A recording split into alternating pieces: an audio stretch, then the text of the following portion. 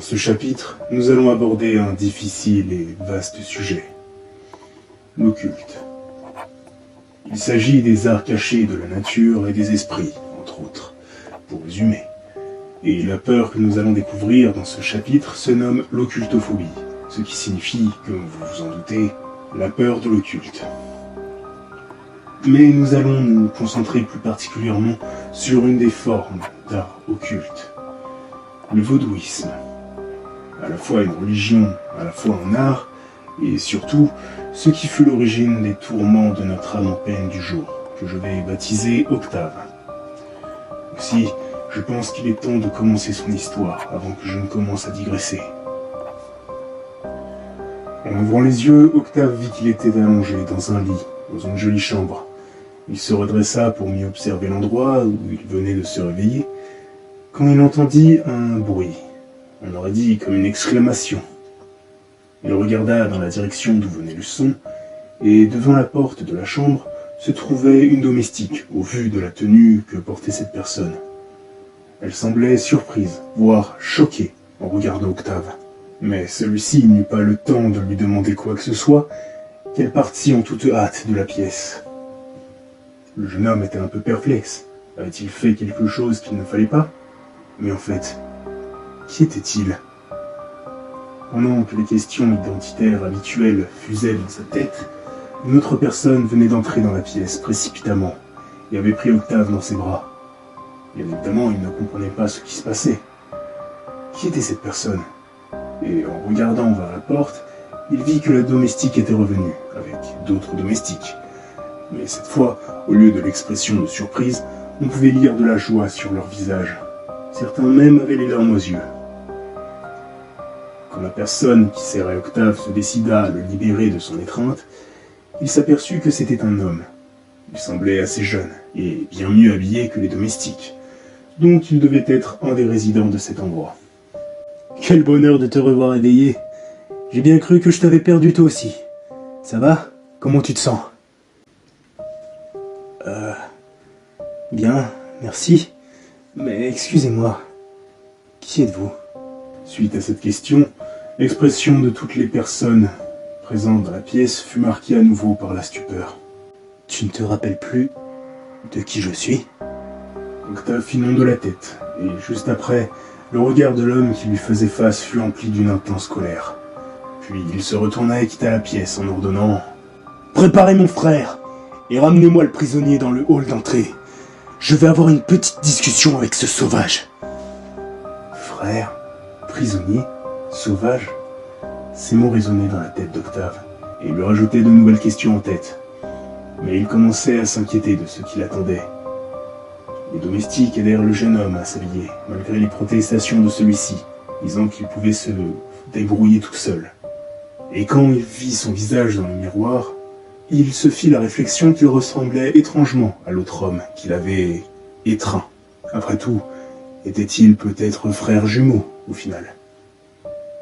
Une fois préparé, un autre domestique le conduisit jusqu'au hall d'entrée. Et une fois arrivé en haut des escaliers du hall, il vit en contrebas l'homme qui l'avait étreint plus tôt.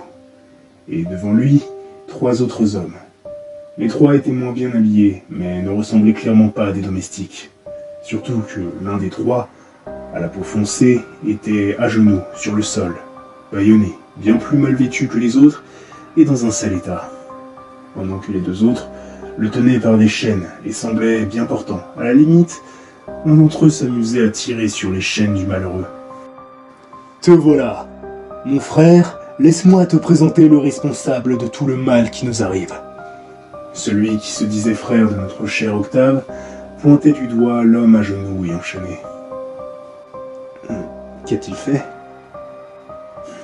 Te rappelles-tu de qui je suis? Et plus important, de qui tu es?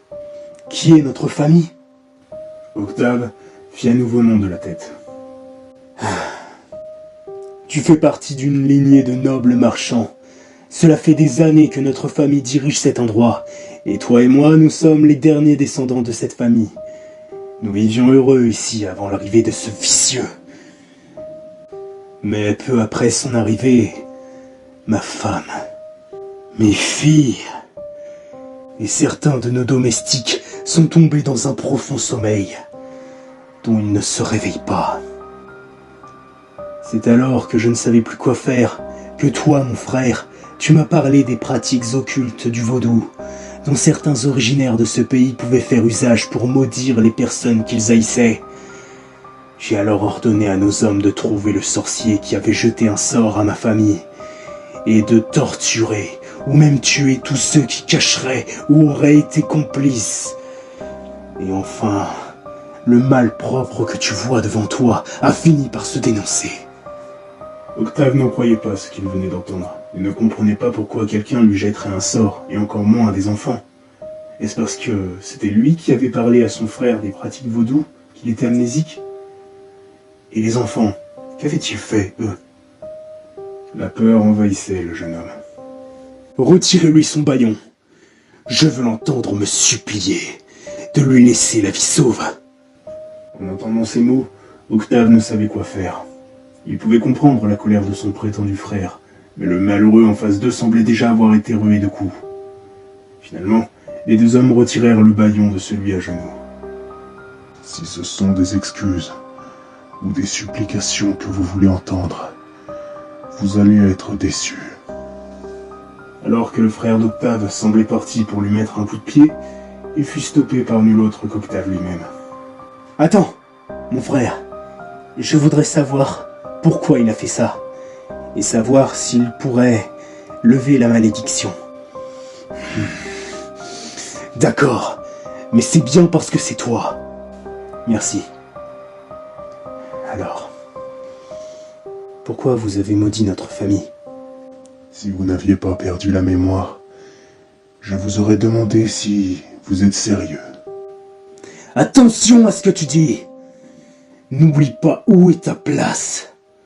Oh ça, je ne risque pas de l'oublier.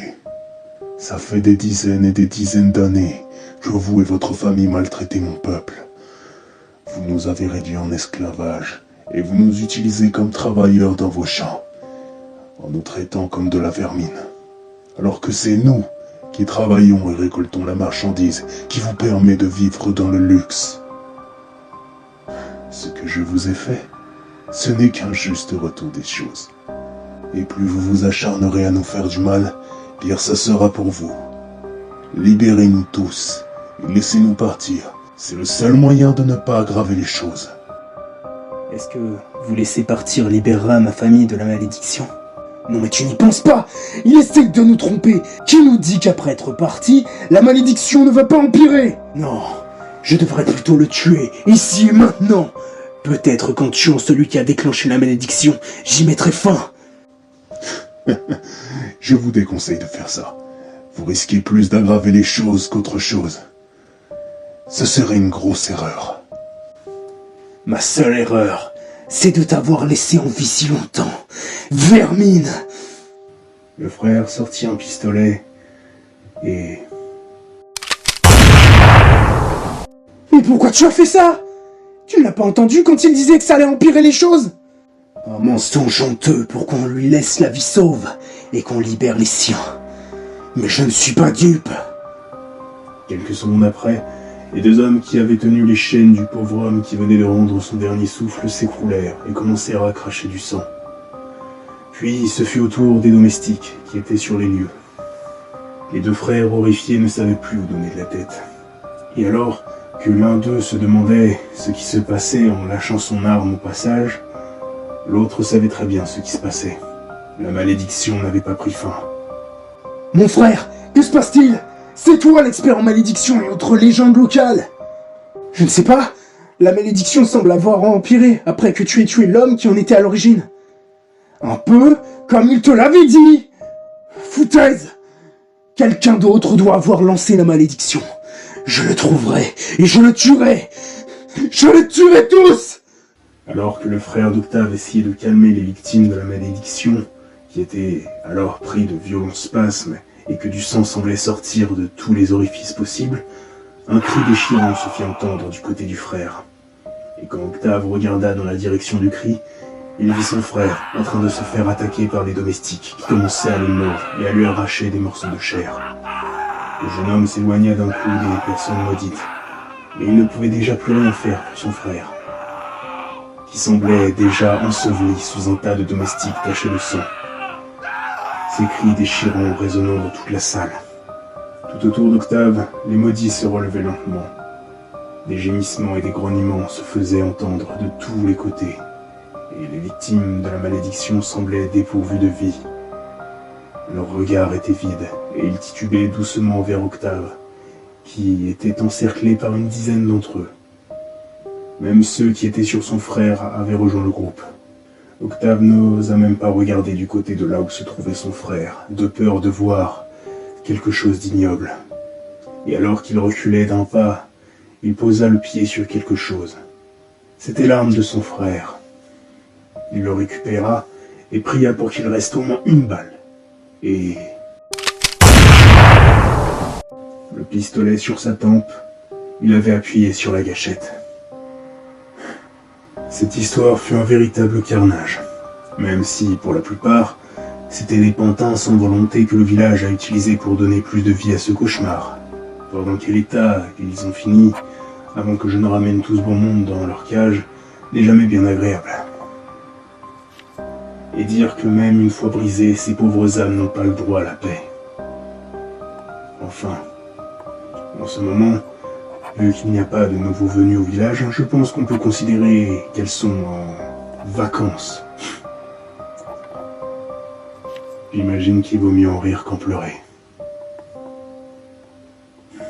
Je pense que je peux terminer ce chapitre là-dessus. Maintenant, le prochain chapitre. La lettre P, il me semble.